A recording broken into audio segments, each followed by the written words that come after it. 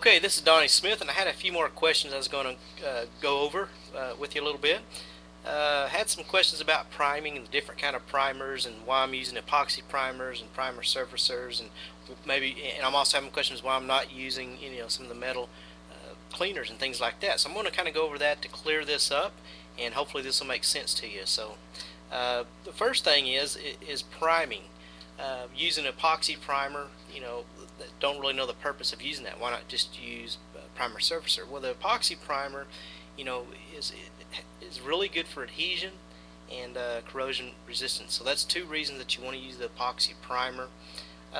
Another question was, that they use metal cleaners and conditioners on the metal before putting it down the primers.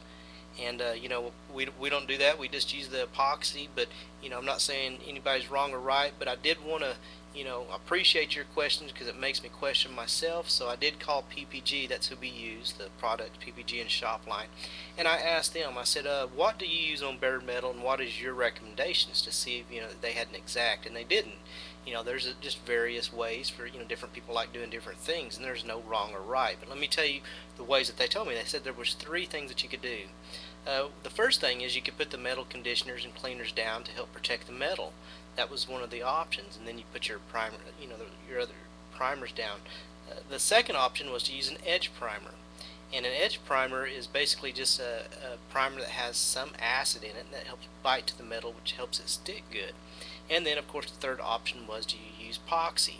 Well, what I think the benefit of epoxy is that it does stick well. It adheres good to metal, and then top coats adhere well to that.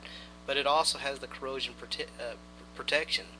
It seals the metal off, blankets the metal, as they said at PPG, that that way none of the oxygen can get into the metal and cause corrosion. So I still believe that epoxy is the best way to go if you have a lot of exposed metal.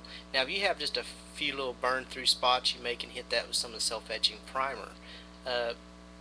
But what is the difference between epoxy primer and primer surfacer? That was another question. Like I said, the epoxy primer is just to put down to help protect the metal. However, it is not designed to sand. Someone was saying, talking about block sanding the epoxy. We don't want to do that. You just want to spray it, and you can spray right on top of that with your top coats or your primer or whatever your next step is. Now, if you're not putting the epoxy on bodywork areas, if it's just metal and you think it's ready to top coat from that point, you can top coat on top of epoxy. You don't have to put the surfacer, but chances are there's some imperfections that you would like to block out, bodywork scratches, and things like that you're wanting to block out. So the primer surfacer is a filler primer. It's just designed to put something on there. It feels real good. It'll fill in scratches, and then you can block that out with some 320, for example. So that is the different processes. As far as using your epoxy primer, they said it is required if you have any type of blasted metal, media blasting or sand blasting or something like that. If you're doing restoration work and you're doing that type of work, it is the only option is to use the epoxy primer. So, in my opinion, I still think using epoxy is the best way to go. I don't know if it's the most cost effective. It may be. It may cost a little more or not, I don't know, but it is the way that I would prefer to do that. So, and different brands may vary also, so always check with your paint manufacturer to see what they recommend and the methods that they use, and always be sure to ask for the P pages too. Wherever you buy your paint, they should be able to provide those for you. If not, you should be able to find them online. So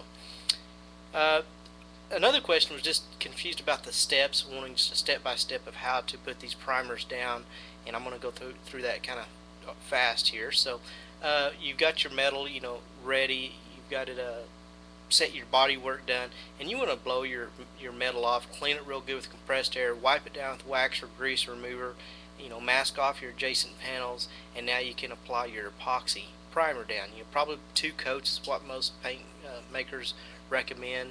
Put 2 good coats of that on there, and if you need the primer surfacer, you put that on right on top. Now you need to wait your flash time.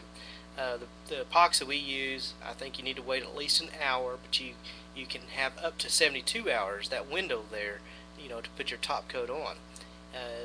You don't want to do it before an hour. There might be some chemical reaction, and if you do it after 72 hours, you've lost the adhesion that the primer has, and you're going to have to sand it to give it a mechanical adhesion back. So try to have that, shoot the primer within 3 days. So you got the epoxy down. You put two to three coats of primer surfacer, the fill primer on there, and let that dry the recommended time, whatever the P pages say, and now you're ready to block sand. So you notice that we didn't block the epoxy. That was something, someone was kind of mixed up on that. You do not need to block the epoxy, but you put the primer surfacer down and block that. Block it with 320. Be sure to use some guide coat, help you find your highs and lows and things like that. Be sure to use long, even strokes, so the little short, choppy strokes will make it look choppy. Make sure to keep your block flat so it stays level. And once you get it blocked with 320, if everything looks good, you're ready to start with your final sanding, 4600 grit, and get it ready for sealer, painting, and clear. Now, if you do still have a problem and you think it needs to be primed again in certain areas, you can go back and use the primer surfacer, put another 2 coats on there, and come back and block it out again. If not, you're ready to final sand it and seal it. If you use sealer, I like to use sealer. So it's not required that you do. Some people like to use if it's catalyzed primer, they can put their paint right on top of the primer. Depending on if it's a similar color to the paint that you're going to be painting, that sometimes works well. But sometimes sealer helps your color. If it's a light color, use a light sealer. If it's a dark color, use a dark sealer, and that'll help color hiding. So anyway, I hope that kind of helped out with the steps. I hope I didn't confuse you there. If I did, be sure and ask me the questions that you have about that.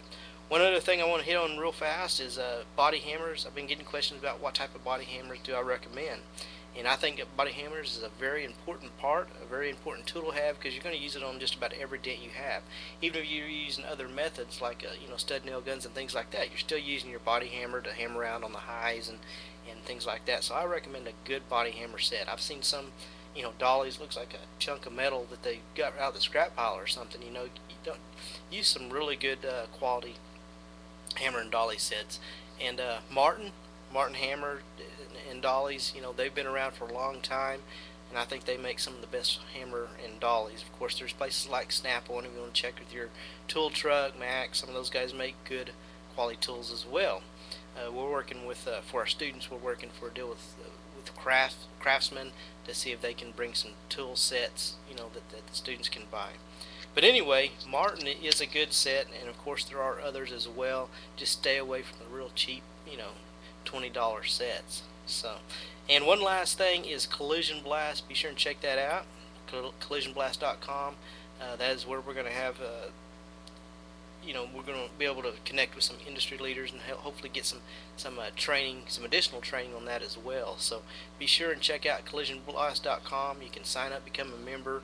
Once you're a member, you're an author of the blog as well, and you can blog about your projects, or if you have some knowledge or tips or anything like that you want to add, you're more than welcome to do that, or embed a video that you made or anything like that. So be sure and check out collisionblast.com. But that pretty well wraps it up for this time, and I'll talk to you next time.